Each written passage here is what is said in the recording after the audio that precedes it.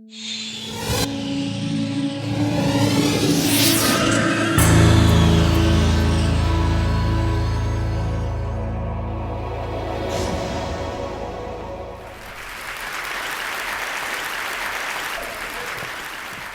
I'll start with this. A couple of years ago, an event planner called me because I was going to do a speaking event. And she called and she said, I'm really struggling with how to write about you on the little flyer.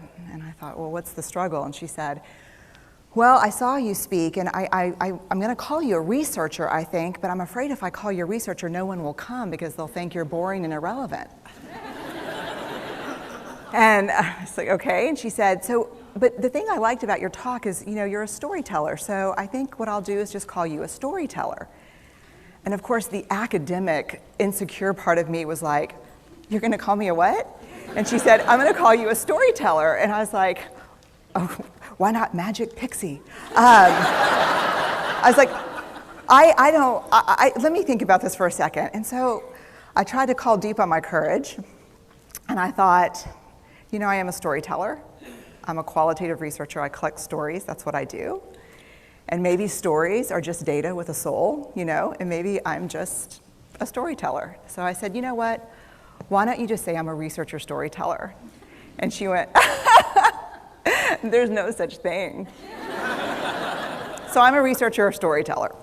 And I'm going to talk to you today. We're talking about expanding perception. And so I want to talk to you and tell some stories about a piece of my research that fundamentally expanded my perception and really actually changed the way that I live and love and work and parent.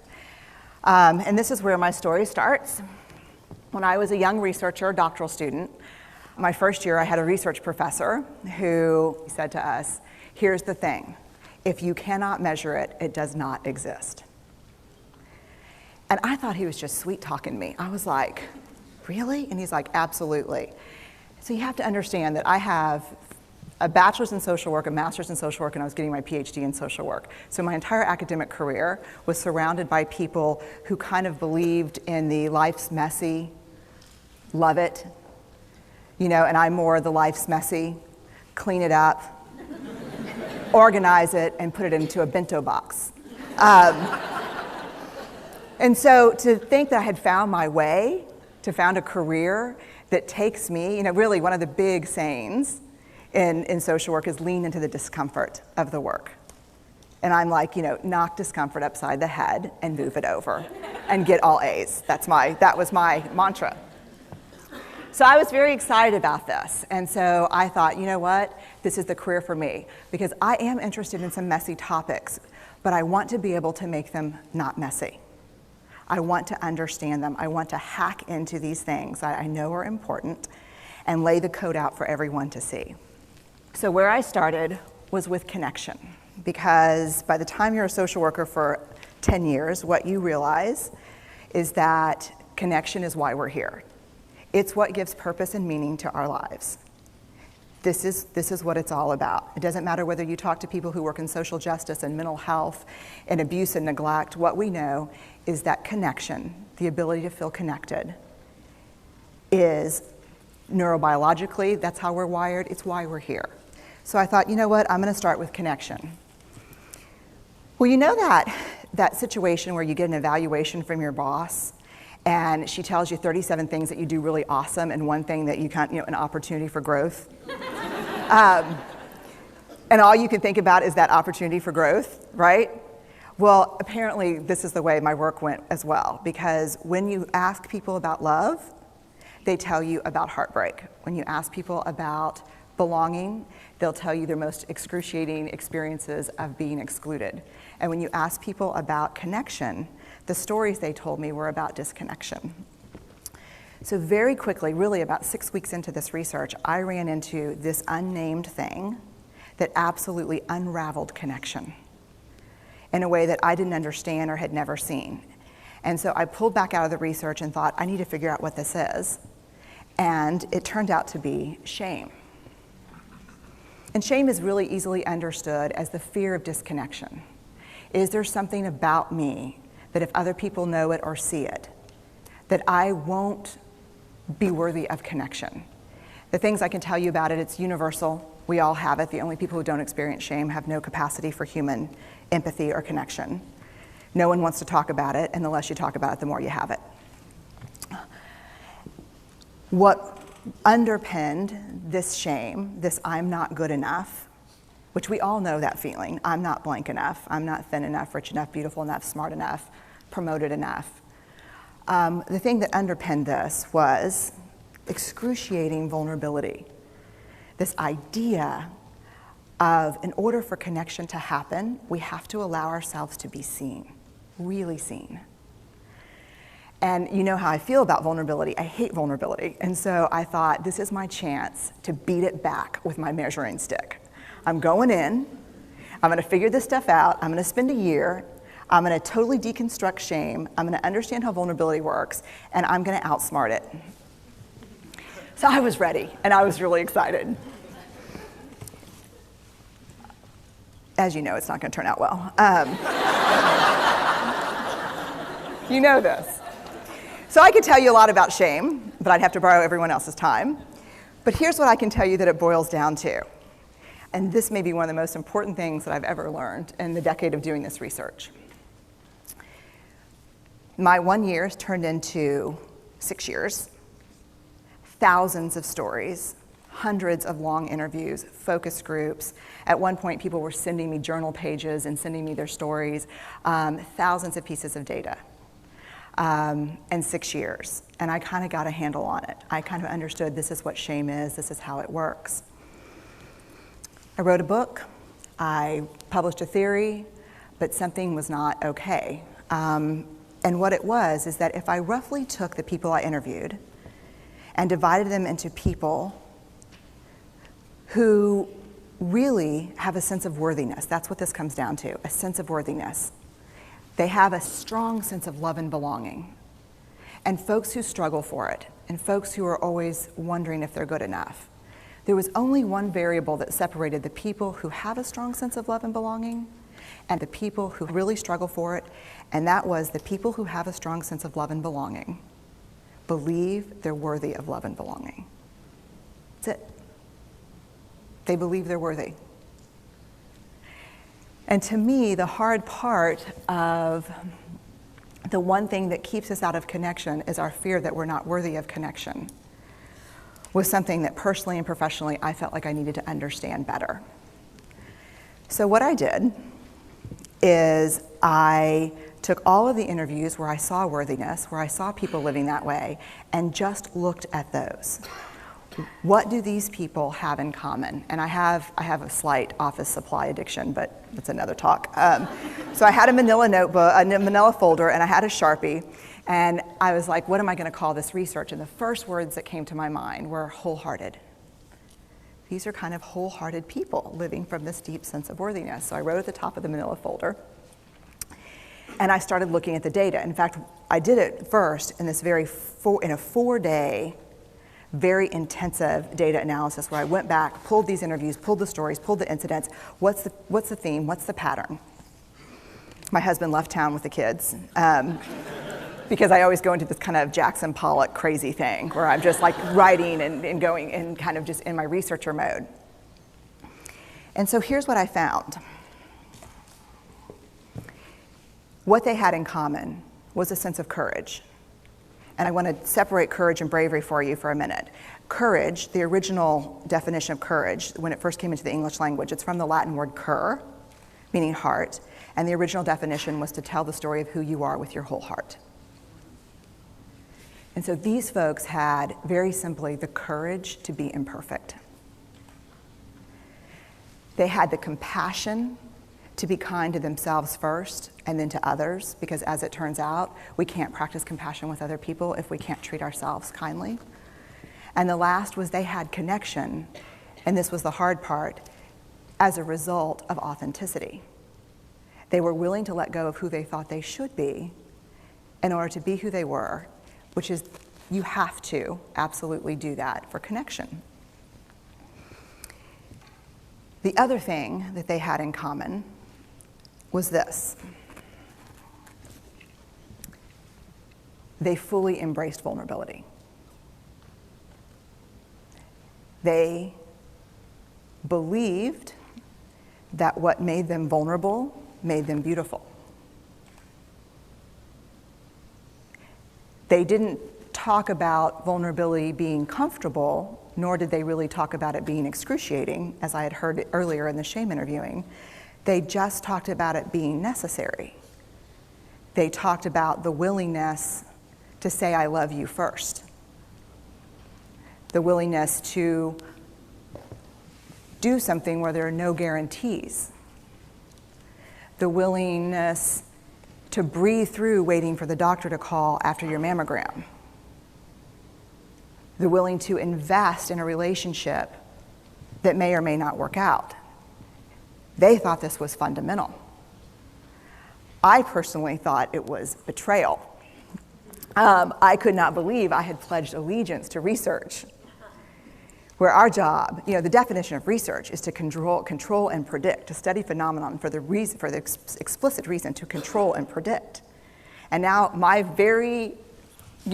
mission to control and predict had turned up the answer that the way to live is with vulnerability and to stop controlling and predicting.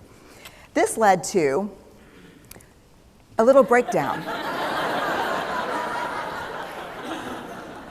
which actually looked more like this.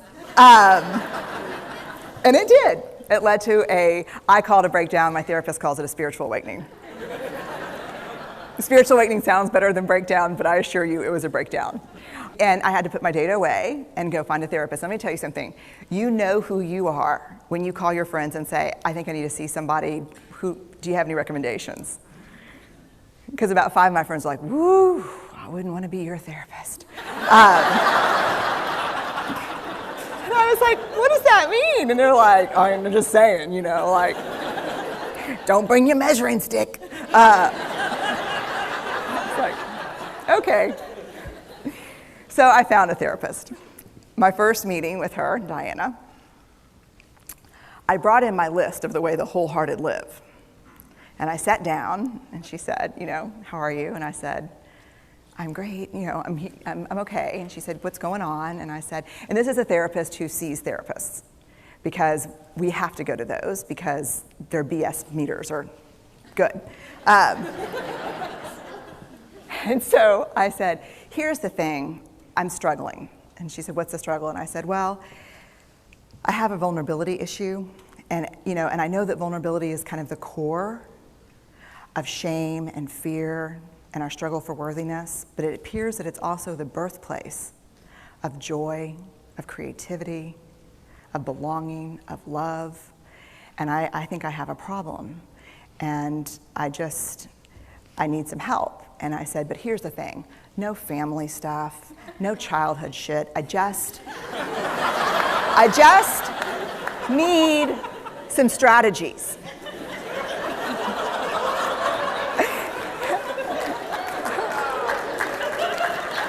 Thank you. So she goes like this. And then I said, it's bad, right? And she said, it's neither good nor bad. It just is what it is. And I said, oh my God, this is gonna suck. And it did, and it didn't. And it took about a year. And you know how there are people that, like, when they realize that vulnerability and tenderness are important, that they kind of surrender and walk into it? A, that's not me. And B, I don't even hang out with people like that. For me, it was a year-long street fight. It was a slugfest. Vulnerability pushed, I pushed back. I lost the fight, but probably won my life back. And so then I went back into the research and spent the next couple of years really trying to understand what the wholehearted, what the choices they were making, and what are we doing with vulnerability? Why do we struggle with it so much? Am I alone in struggling with vulnerability? No. So this is what I learned. We numb vulnerability. When we're waiting for the call, it was funny, I sent something out on Twitter and on Facebook that says, how would you define vulnerability? What makes you feel vulnerable? And within an hour and a half, I had 150 responses. because I wanted to know, what's out there. Having to ask my husband for help because I'm sick and we're newly married. Initiating sex with my husband, initiating sex with my wife. Being turned down, asking someone out, waiting for the doctor to call back, getting laid off, laying off people. This is the world we live in. We live in a vulnerable world. And one of the ways we deal with it is we numb vulnerability. And I think there's evidence, and it's not the only reason this evidence exists, but I think that it's a huge cause. We are the most in debt, obese, addicted, and medicated adult cohort in US history. The problem is, and I learned this from the research, that you cannot selectively numb emotion. You can't say, here's the bad stuff. Here's vulnerability, here's grief, here's shame, here's fear, here's disappointment. I don't want to feel these. I'm going to have a couple of beers and a banana nut muffin. I don't want to feel these. And I know that's knowing laughter. I hack into your lives for a living. I know that's, God.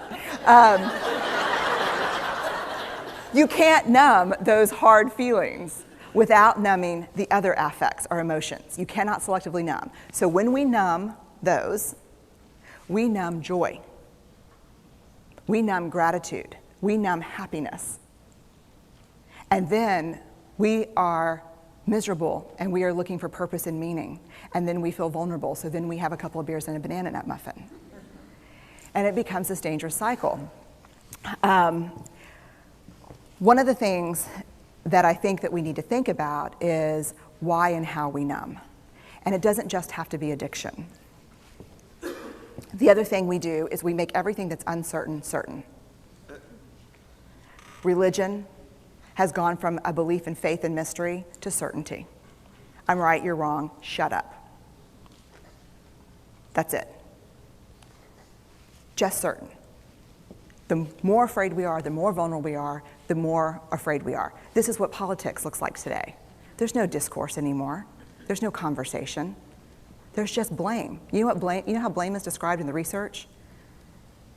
A way to discharge pain and discomfort. We perfect. If there's anyone who wants their life to look like this, it would be me. But it doesn't work, because what we do is we take fat from our butts and put it in our cheeks. Which just, I hope in 100 years people will look back and go, wow. And we perfect, most dangerously, our children. Let me tell you what we think about children. They're hardwired for struggle when they get here. When you hold those perfect little babies in your hand, our job is not to say, look at her, she's perfect. My job is just to keep her perfect, make sure she makes the tennis team by 5th grade and Yale by 7th grade. That's not our job. Our job is to look and say, you know what? You're imperfect and you're wired for struggle, but you are worthy of love and belonging. That's our job. Show me a generation of kids raised like that and we'll end the problems I think that we see today. We pretend that what we do doesn't have an effect on people. We do that in our personal lives. We do that corporate, whether it's a bailout, an oil spill, a recall. We pretend like what we're doing doesn't have a huge impact on other people. I would say to companies, this is not our first rodeo, people. We just need you to be authentic and real and say, we're sorry, we'll fix it. But there's another way, and I'll leave you with this. This is what I have found. To let ourselves be seen, deeply seen, vulnerably seen. To love with our whole hearts, even though there's no guarantee. And that's really hard, and I can tell you as a parent, that's excruciatingly difficult. To practice gratitude and joy in those moments of kind of terror when we're wondering, can I love you this much? Can I believe in this as passionately? Can I be this fierce about this? Just to be able to stop and instead of catastrophizing what might happen, to say, I'm just so grateful. Because to feel this vulnerable means I'm alive. And the last, which I think is probably the most important, is to believe that we're enough. Because when we work from a place, I believe, that says, I'm enough, then we stop screaming and start listening. We're kinder and gentler to the people around us, and we're kinder and gentler to ourselves. That's all I have. Thank you.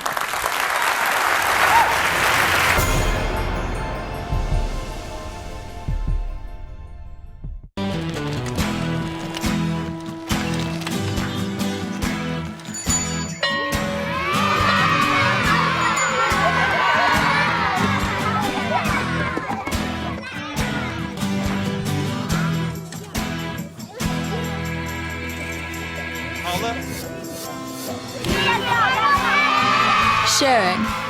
That's video on the Human Network. Siska, welcome to the Human Network.